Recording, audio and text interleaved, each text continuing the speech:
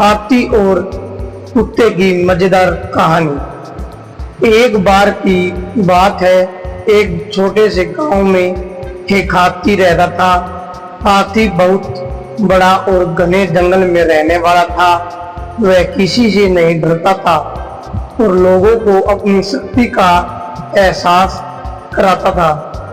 एक दिन गांव में एक कुत्ता भी था।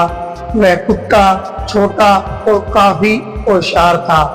वह लोगों को या बच्चों को खुश करने के लिए आया करता था। हाथी और कुत्ता एक दूसरे को पहले नहीं जानते थे, लेकिन एक दिन मिल गए। वे दोस्ती करने लगे और अच्छी तरह से बातचीत करने लगे।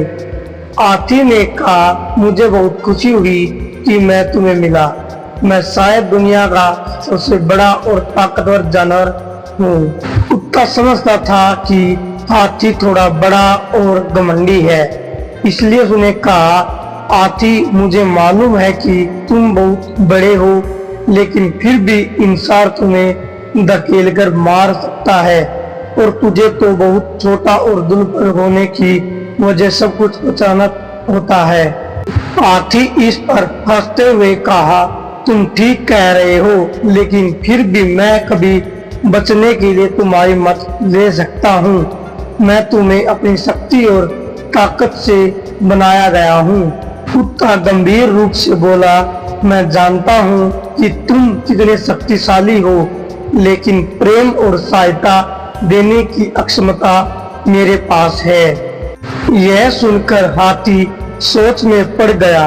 वह समझ गया कि शक्ति और ताकत के बावजूद प्रेम और मदद कुछ भी नहीं होते हैं।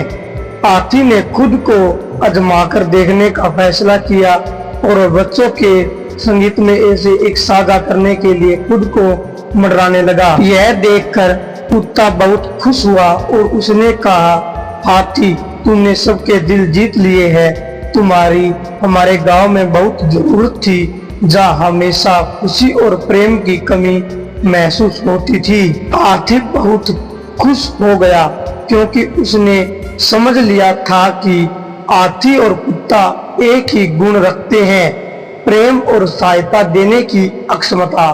यह बात हाथी के जीवन में एक महत्वपूर्ण सीख थी कि शक्ति और ताकत से भी बढ़कर प्रेम और सहायता का महत्व होता है।